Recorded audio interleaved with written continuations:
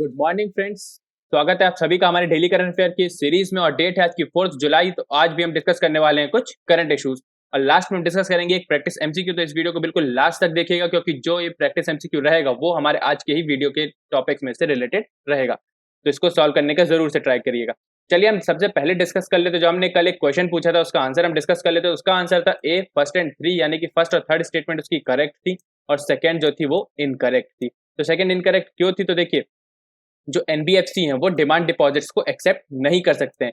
अगर आप सभी को डिमांड डिपॉजिट्स पता है तो अच्छी बात है, अगर नहीं पता है तो देखिए, डिमांड डिपॉजिट ऐसे डिपॉजिट्स होते हैं जो, जैसे आप सभी के पास बैंक अकाउंट्स होगा तो आप सभी बैंक अकाउंट्स में क्या करते हैं, अपना जो पैसा है वो जमा करवाते हैं या डिपॉजिट करवाते हैं।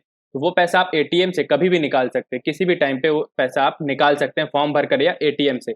तो वो क्या कहलाते हैं? वो कहलाते हैं डिमांड डिपॉजिट। तो ऐसे ही जो डिमांड डिपॉजिट्स है वो एनबीएफसी एक्सेप्ट नहीं करती है। तो इसलिए सेकंड ऑप्शन क्या गलत हो जाता है और इसका सही आंसर था फर्स्ट एंड थर्ड। तो चलिए अब हम आज की न्यूज़ शुरू करते हैं। तो सबसे पहले हमारे पास न्यूज़ है इटली मैराइन्स के बारे में। ये केस चल रहा है जिसके कारण इंडिया और इटली के बीच में डिस्प्यूट चल रहा था 2012 से। तो हाल ही में इसका फाइनल वर्डिक्ट आया है ट्रिब्यूनल के द्वारा, जिसे किसने बनाया था? Permanent court of arbitration. इसने ये ट्रिब्यूनल बनाया था इस डिस्प्यूट को सेटल करने के लिए। तो ये जो डिस्प्यूट था वो किससे रिलेटेड था? वो था अनक्लॉस से, यानी कि United Nation convention for the law of the sea, UNCLOS, इससे ये रिलेटेड था। तो हम इस केस के बारे में अच्छे से डिटेल में डिस्कस करेंगे। तो देखिए, केस का पूरा बैकग्राउंड हम समझते हैं। तो ये केस कब से शुरू हुआ था? 2012 में जो ऑयल टैंकर था, इटली का ऑयल टैंकर था एक, जिसका नाम था एनरिक लेक्सी। तो इस टैंकर में दो वहाँ के इटली के नेवी के ऑफिशियल्स जो थे वो तैनात थे। तो इन्होंने क्या किया था? इन्होंने हमारे जो इंडिया के, जो केरला के जो फिशरमैन हैं, उनको शूट कर दिया था पायरेट समझकर। उनको पायरेट समझकर शूट कर दिया था, जिसके बाद ये केस चलने लगा और इनका जो ट्रायल था वो इंडिया में शुरू होने लग गया था। तो उसके बाद क्या हुआ? तो सुप्रीम कोर्ट ने ये वर्डिक्ट दिया था इनके खिलाफ कि इनको एक स्पेशली डिजिग्नेटेड कोर्ट बनाया जाएगा जिस पर इनका ट्रायल चलेगा। बट 3 साल बाद इटली ने क्या किया? इटली ने पहुंच गया international tribunal for law of the sea, ITLOS के पास पहुंच गया। ये जो ट्राइब्यूनल है यही पीसीए का ही ट्राइब्यूनल है जो डिस्प्यूट सॉल्व करता है अनक्लॉस से रिलेटेड। तो इसलिए इटली ने क्या बोला इसमें? तो इटली ने बोला कि जो ये जो गिल्टी है जो भी ऑफिसर्स, तो उनका जो ट्रायल है वो इंडिया में नहीं होकर बल्कि इटली में होना चाहिए। क्योंकि ये जो हादसा हुआ था, जो भी इंसिडेंट हुआ था, जो भी केस था, वो कहाँ हुआ था? वो इंटरनेशनल वाटर्स में हुआ था, ना कि इंडिया की टेरिटरी में। बट इंडिया का क्या कहना है? तो इंडिया का कहना यह है कि जिनकी डेथ हुई है, जिन फिशरमैन की डेथ हुई है वो इंडियंस थे, इसलिए इनका जो ट्रायल है वो भी इंडिया में ही होना चाहिए, क्रिमिनल कोर्ट में। तो ये था पूरा इसका जो बैकग्राउंड था वो था। तो देखिए, इंडिया ने क्या किया था? सुप्रीम कोर्ट ने ये ऑर्डर दिया था कि इनके लिए एक स्पेशली डिजिग्नेटेड कोर्ट बनाया जाएगा जहां पर इनका ट्रायल होगा। तो एनआईए ने चार्जशीट भी फाइल कर दी थी इनके खिलाफ। तो देखिए, उस चार्जशीट में क्या क्या चार्जेस लगाए गए थे? तो आईपीसी के अंडर पे चार्जेस लगे थे मर्डर के, अटेम्प्ट टू मर्डर, मिसचीफ और कॉमन इंटेंट। ये चार्जेस इन पे लगा दिए गए थे। ये दो इटालियन जो ऑफिशियल थे, नेवी के जो ऑफिशियल थे, उन पे ये लगा दिए गए थे। तो फिर क्या हुआ? तो 2015 में इटली गया कहाँ? इटलॉस के पास, यानी कि international tribunal for law of the sea के पास गया और फिर ये केस तब से वहां पे चल रहा था। और अब 4 साल बाद लगभग इस केस का फाइनल वर्डिक्ट आ गया है। तो अब हम देख लेते हैं जजमेंट क्या क्या रही है। तो देखिए, सबसे पहला तो जो ट्रिब्यूनल है, उन्होंने ये मान लिया है कि जो भी ये मेराइंस थे या कि जो भी इटली के ऑफिशियल्स थे, उनका जो एक्शन था वो इंटरनेशनल लॉ को वायलेट करता है, उनको ऐसा नहीं करना चाहिए था। और दूसरा क्या चीज़ है? तो दूसरा ट्रिब्यूनल ने ये बोला है कि इंडिया को जो भी कंपनसेशन है, जो जान गई है दो फिशरमैन की, उनको कंपनसेशन मिलेगा और डैमेजेस जो भी हुआ है उनका भी उनको कंपनसेशन दिया जाएगा इंडिया को। बट इसमें क्या फैसला लिया गया है? तो देखिए, जजमेंट मेन इंपॉर्टेंट ये है कि जो इटली के जो भी ऑफिशियल्स थे, उनका जो ट्रायल है वो इंडिया में नहीं होगा। इस ट्रिब्यूनल ने ये जजमेंट दिया है। उनका वो ट्रायल है वो कहाँ होगा? वो इटली में ही होगा। क्रिमिनल प्रोसीडिंग्स जो भी वो फेस करेंगे वो इटली में ही करेंगे। तो ये मेन जजमेंट था इस ट्रिब्यूनल का। तो ये एंड होता है यहाँ पर केस। तो देखिए, क्यों हुआ ऐसा? तो इसने जो ट्रिब्यूनल था उसने ऐसा जजमेंट क्यों दिया कि इंडिया में ट्रायल नहीं होगा? तो देखिए, इसने एक बात कही कि अनक्लॉस के अंदर पे जो इटालियन मैराइन्स थे या फिर जो ऑफिशियल्स थे, नेवी के ऑफिशियल्स थे, उनको क्या है? डिप्लोमेटिक इम्यूनिटी प्रोवाइड है। वो मतलब कि एंजॉय करते हैं डिप्लोमेटिक इम्यूनिटी की इंटरनेशनल वाटर्स पर इस अनक्लॉज के कारण। इसलिए इनका जो ट्रायल है वो इटली में ही होगा। तो ये था इसका जजमेंट जो अभी हाल ही में आया है, 2020 में ही आया है ये जजमेंट। तो अब हम अनक्लॉस के बारे में थोड़ा देख लेते। तो देखिए अनक्लॉस क्या है, ये एक इंटरनेशनल एग्रीमेंट है जो राइट्स डिफाइन करता है। हर कंट्री के जो भी वर्ल्ड ओशियन है उसमें जितना भी जो भी कंट्री का राइट्स है, जैसे इतने डिस्टेंस तक या इतने पेरीफेरी तक या इतने पैरामीटर तक एक कंट्री का रूल रहेगा या एक कंट्री का ही राइट रहेगा उस वाटर पर, फिर अगला जो कंट्री है उसका यहाँ पर राइट रहेगा। तो ऐसा क्या है, ये कंट्रीज का जो है राइट वर्ल्ड ओशियंस पर वो डिफाइन करता है ये एग्रीमेंट अनक्लॉस। ये साइन कब हुआ था, ये 1982 में साइन हुआ था। और ये लागू कब हुआ था या जब इफेक्ट पे कब आया था ये, तो ये 1994 से ये इफेक्ट पे आया। तो UNCLOS sets out the legal framework with which all activities in the oceans and seas must be carried out. तो ये एक फ्रेमवर्क प्रोवाइड करता है, लीगल फ्रेमवर्क प्रोवाइड करता है अनक्लॉस, ताकि जो भी कंट्रीज हैं वो अपने आसपास जो भी ओशियन है, कोस्टलाइन है, वहां पर जो भी एक्टिविटीज करना चाहते हैं उन सभी को रेगुलेट कर सके इस फ्रेमवर्क के थ्रू। तो अनक्लॉस क्या करता है, फ्रेमवर्क प्रोवाइड करता है सारी एक्टिविटीज के लिए जो भी ओशियंस में होनी है। अब देख लेते हैं हम जो अनक्लॉस है, ये जो कन्वेंशन है वो हमारे इस केस से रिलेटेड कैसे था। देखिए अनक्लॉस, इस अनक्लॉस में एनेक्स 7 में क्या दिया गया है कि जो भी डिस्प्यूट है वो 4 तरीके से सॉल्व किया जा सकता है। जो अनक्लॉस से रिलेटेड जो भी डिस्प्यूट है वो 4 तरीके से सॉल्व किया जा सकता है। और यहाँ पे कौन सा तरीका अपनाया गया है, तो यहाँ पे एडहॉक आर्बिट्रेशन का तरीका अपनाया गया। मतलब एक ट्रिब्यूनल के पास दोनों गए, एक पीसीए यानी कि परमानेंट पीसीए मतलब कि परमानेंट कोर्ट ऑफ आर्बिट्रेशन, यहाँ पे ये लोग गए और यहाँ से ये लोग ट्रिब्यूनल के पास गए। तो ये क्या हो गया, एक एडहॉक आर्बिट्रेशन का हुआ तरीका। एक और तरीका क्या होता है, जैसे कि मान लीजिए अब ये लोग चले आते इंटरनेशनल कोर्ट ऑफ जस्टिस के पास, आईसीजे के पास चले आते और वहां पे उसकी सुनवाई होती, बट ऐसा ना करके ये लोग आर्बिट्रेशन के पास गए और यहाँ पे इनकी सुनवाई हुई और आखिरी में फाइनल वर्डिक्ट आ गया। तो ये देखिए स्पेशली डिजिग्नेटेड ट्रिब्यूनल बनाई गई, जिसका नाम क्या था, इटलॉस नाम था, international tribunal for law of the sea. ये बनाई गई और इस डिस्प्यूट को सॉल्व किया गया। तो ये था पूरा मैटर। अब हम अगली न्यूज़ के बारे में देखते, तो अगली न्यूज़ है डिफेंस मिनिस्ट्री के बारे में। तो देखिए डिफेंस मिनिस्ट्री में हाल ही में डिफेंस एक्विजिशन किया है बहुत सारे फाइटर जेट्स का, जैसे 33 फाइटर जेट्स और 550 मिसाइल्स का एक्विजिशन के फैसला लिया है, अप्रूवल दिया है डिफेंस मिनिस्ट्री में।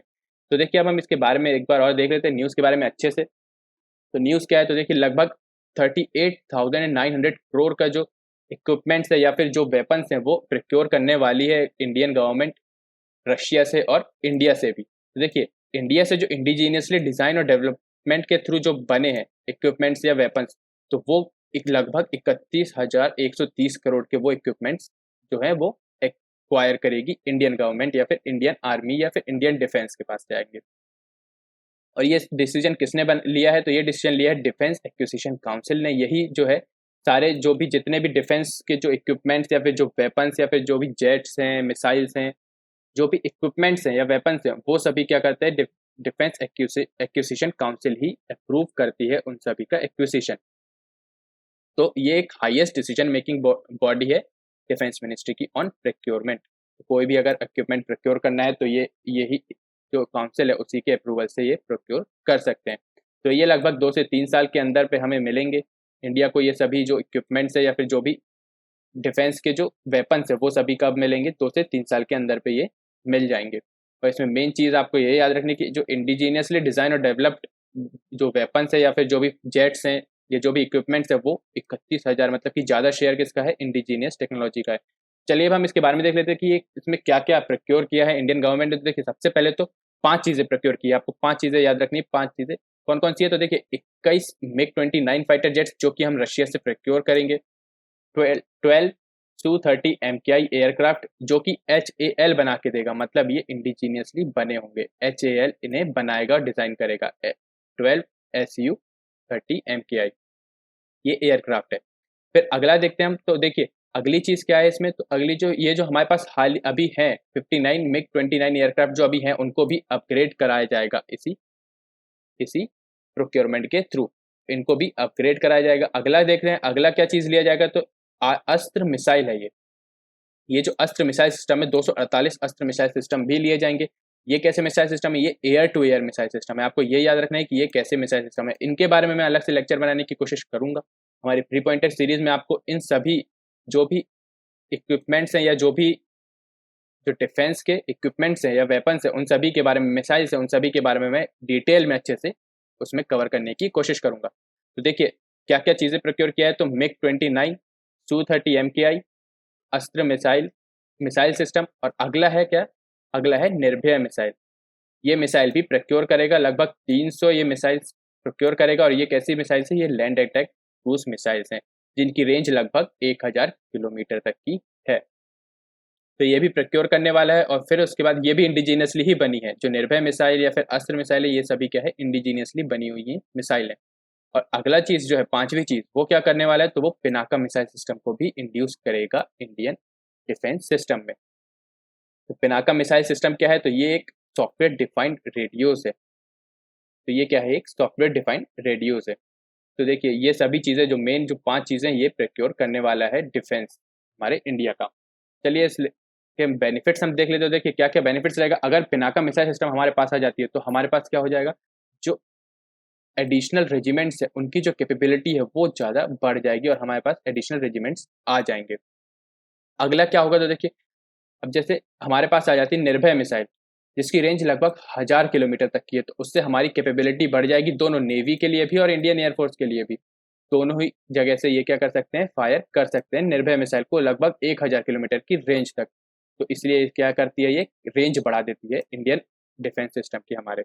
अगला देखते हैं हम, अगला क्या फायदा होने वाला है। तो जो अस्त्र मिसाइल है, जो अभी हमने देखा अस्त्र मिसाइल 248 अस्त्र मिसाइल प्रोक्योर करने वाले हैं। तो वो क्या है, बियॉन्ड विजुअल रेंज कैपेबिलिटी है उसमें, मतलब जो विजुअल रेंज से भी ज़्यादा उसकी रेंज है, मतलब जहाँ तक हम देख सकते हैं उसके भी दूर ये जा सकती है अस्त्र मिसाइल। तो इससे क्या होगा, इससे भी हमारी जो कैपेबिलिटी है वो बहुत ज़्यादा बढ़ जाएगी स्ट्राइक करने की।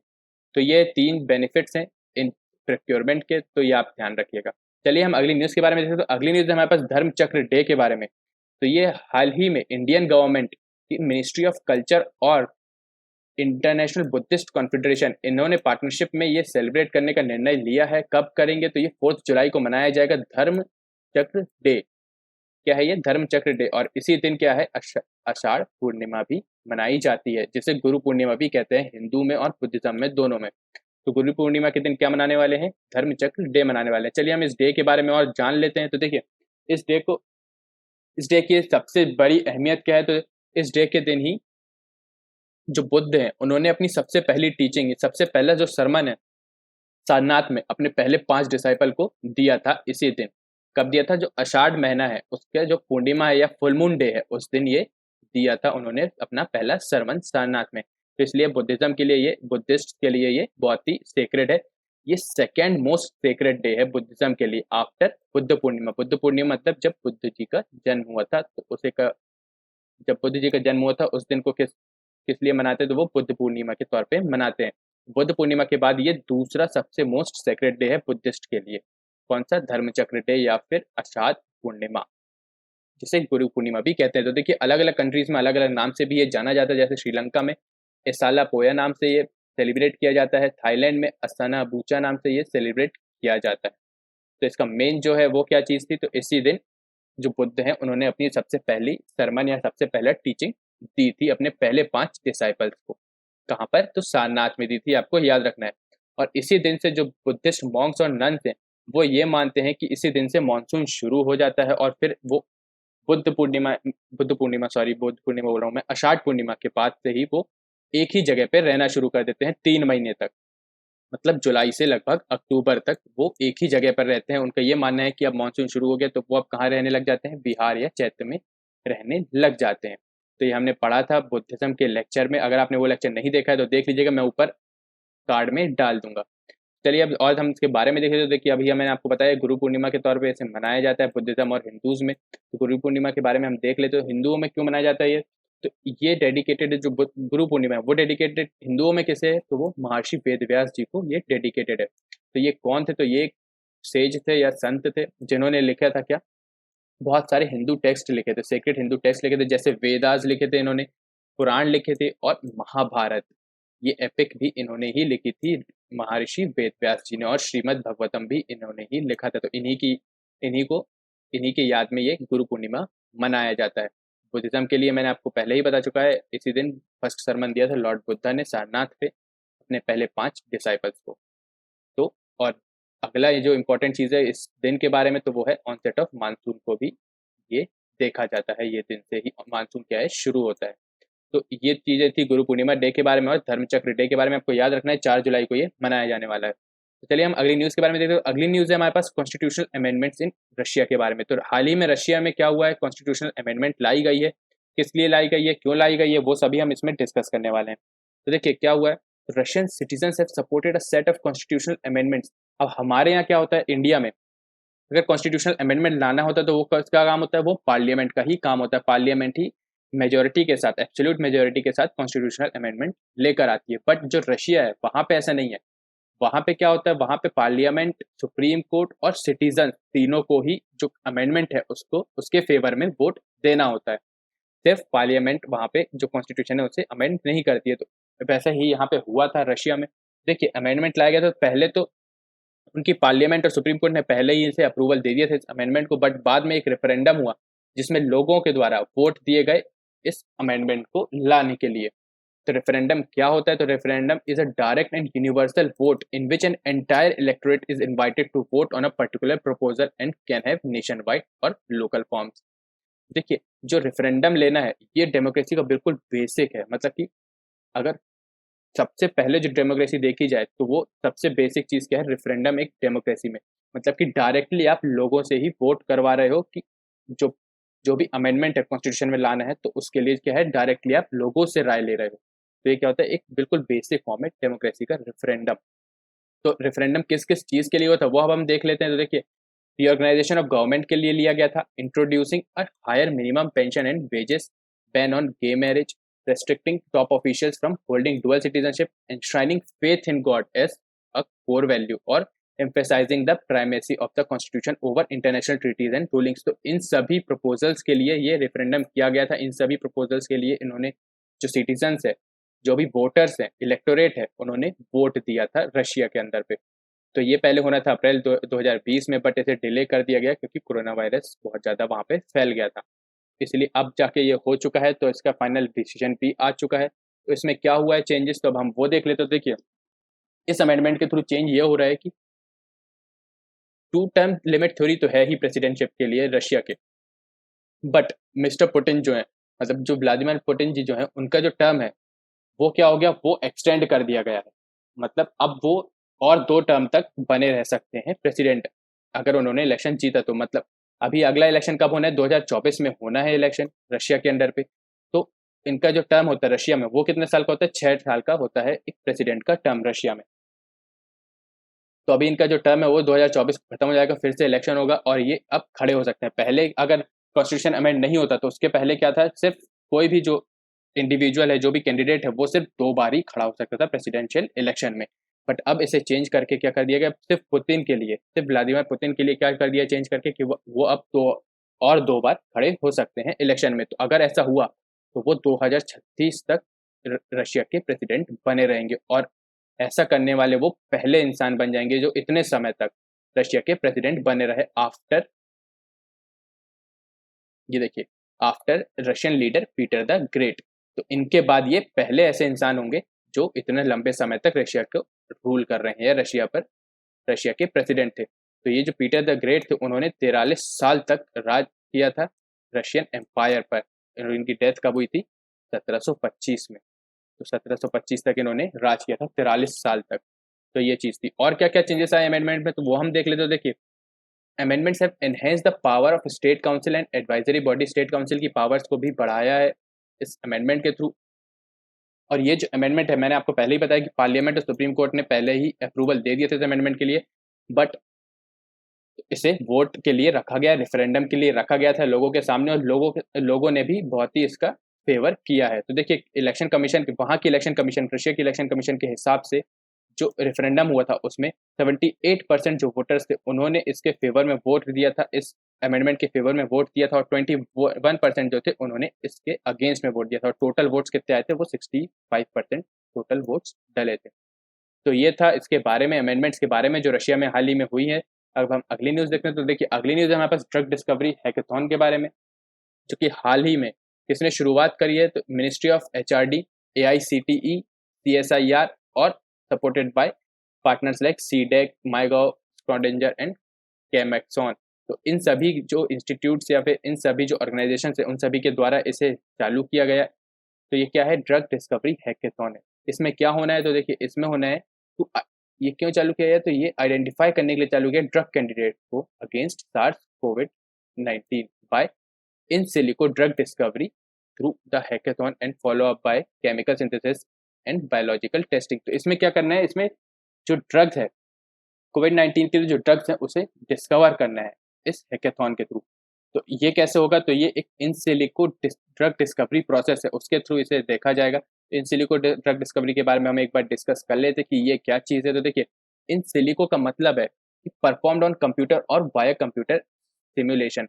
तो जो भी ड्रग डिस्कवरी है वो कैसे होने वाली है, वो कंप्यूटर की मदद से होने वाली है या आर्टिफिशियल इंटेलिजेंट या मशीन लर्निंग की मदद से ये होएगी। तो ये कैसे होगी वो अब हम देख लेते हैं। तो देखिए in silico drug discovery process is thus the identification of drug target molecule. अब इसमें क्या होगा, ड्रग टारगेट जो मॉलिक्यूल्स हैं उनका आइडेंटिफिकेशन होगा बाय एम्प्लॉइंग बायो इन्फॉर्मेटिक्स। अब ये बायो इन्फॉर्मेटिक्स क्या है, बायो इन्फॉर्मेटिक्स ऐसे टूल्स हैं, देखिए bio informatics is the application of computational technology, मतलब कि हम एआई का यूज करके तो किस कहाँ यूज करना है एआई का, तो हैंडल करना है rapidly growing repository of information related to molecular biology.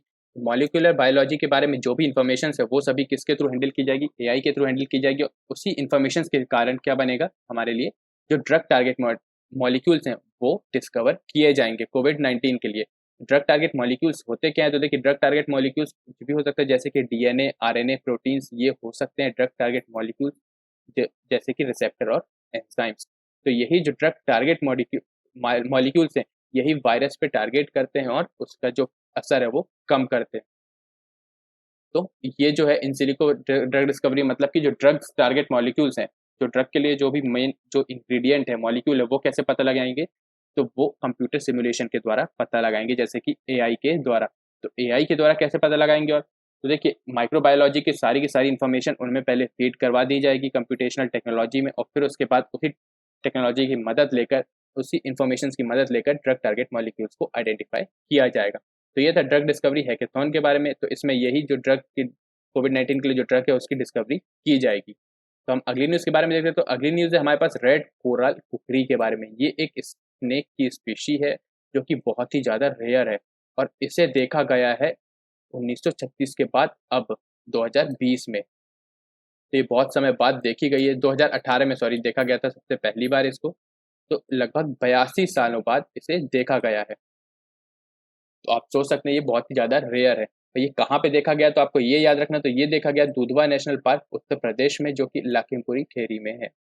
तो दुधवा नेशनल पार्क में इसे देखा गया है, जिसका नाम है रेड कोरल कुकरी। तो इसका नाम रेड कोरल कुकरी क्यों रखा गया है, क्योंकि ये रेड ऑरेंज कलर का है और इसके जो टीथ हैं वो शेप कर किस शेप के हैं, तो वो खुकरी शेप के हैं, जो कि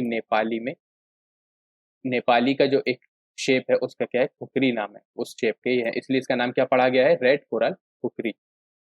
ये एक नॉन वेनमस है और नॉक्टर्नल है, मतलब रात के समय में ये शिकार करते हैं, रेड कोरल कुकरी। तो ये था रेड कोरल कुकरी स्नेक के बारे में, आप इसे याद रखिएगा कि ये बहुत ही रेयर स्पीशी है। 82 साल बाद इसे देखा गया है दोबारा, और कहाँ पे, तो दुधवा नेशनल पार्क में ये देखा गया है। तो आपको ये सभी चीज़ें याद रखनी है इसके बारे में। चलिए आज का न्यूज़ डिस्कशन बस इतना ही था। अब हम एक एमसीक्यू के, ये देखिए आपको यहाँ पे दिख रहा होगा, ये है रेड कोरल कुकरी, ये ऐसा रेड कलर का स्नेक है। चलिए अब हम देख लेते हैं आज का क्वेश्चन ऑफ द डे। तो आज का क्वेश्चन है ड्रग डिस्कवरी हैकेथॉन से रिलेटेड। तो इसके आपके पास 3 स्टेटमेंट्स है, आपको इनमें से करेक्ट स्टेटमेंट चुनना है। तो सबसे पहले स्टेटमेंट है, it is a joint initiative of MHRD, AICTE and CSIR and supported by partners like CDAC, MyGov, Schrodinger and Chemaxon. First statement आपके पास ये है। सेकंड स्टेटमेंट है आपके पास, it is first of its kind national initiative for supporting drug discovery process. तीसरा statement है आपके पास, its objective is to identify drug candidate against SARS-CoV-2 by in silico drug discovery. तो आपके पास ये 3 स्टेटमेंट्स है। अभी हमने हाल ही में पीछे 2 स्लाइड या 3 स्लाइड पहले ही हमने ये इसके बारे में डिस्कस किया है, तो आपको ये क्वेश्चन ज़रूर से ज़रूर बनना चाहिए। तो आपको ये इनमें से करेक्ट ऑप्शन चूज करना है, तो उसका आप आंसर हमें कमेंट सेक्शन में दे सकते हैं। तो गाइज आज के लेक्चर में बस इतना ही था। अगर आपको ये वीडियो पसंद आया तो प्लीज़ लाइक कीजिएगा और अपने दोस्तों के साथ शेयर भी कीजिएगा, और अगर आपने ये चैनल सब्सक्राइब नहीं किया तो जाकर सब्सक्राइब कर लीजिए और बेल आइकन जरूर दबाइएगा, ताकि आपको हमारे सारे नोटिफिकेशन मिलते रहें। और कोई भी सजेशन या कोई भी क्वेरी हो हमारे इस लेक्चर से रिगार्डिंग या हमारे किसी भी कोर्स से रिगार्डिंग, वो आप हमें कमेंट सेक्शन में बता सकते हैं। और इस लेक्चर की पीडीएफ भी आपको हमारे टेलीग्राम चैनल जीएसपी नेट पे मिल जाएगी, उसका लिंक डिस्क्रिप्शन बॉक्स में गिवन है, आप उसे जाकर ज्वाइन कर सकते हैं। Thank you guys, thank you very much.